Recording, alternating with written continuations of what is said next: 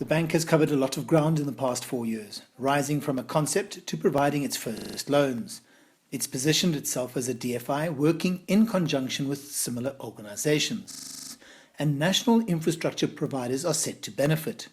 Eskom needs to get loans from different financial institutions to invest in infrastructure. So whether they get it from the African Development Bank, the World Bank, or as we see now, the New Development Bank, massive infrastructure projects needs to be funded from somewhere. Well, essentially this is part of our plan to raise money for both our infrastructure programs, which is mainly Medupi, Kusile and Ingula, but also at the same time we're building new transmission lines for new companies that are coming on board now, especially the renewable energy projects. We also need to connect them to the grid. Part of the loan will be used to ensure that 44 independent power producer companies are connected to the grid and have sufficient transmission lines. Definitely it's a positive step for independent power producers. If the $180 million is for transmission and for the independent power producers procurement program.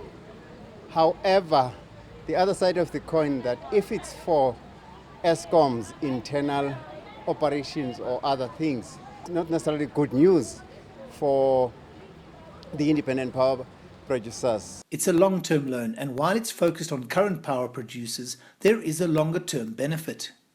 The impact of this loan is definitely good news for even future independent power producers, in that it ensures a sustainable projection of future procurement programs by government.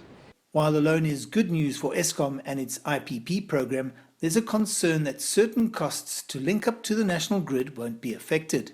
Things that we hope as independent power producers this loan would impact on positively is the reduction of connection costs, as well as deep and shallow connection charges. There wouldn't be any concerns on this matter at all. And some of the companies actually are the ones who had approached us to start with, to say that the waiting period sometimes is just too long. They just want to connect, and then so that they can start selling electricity to Eskom. And we had said to them that it's fine. The loan is good news for the country and for the independent power producers.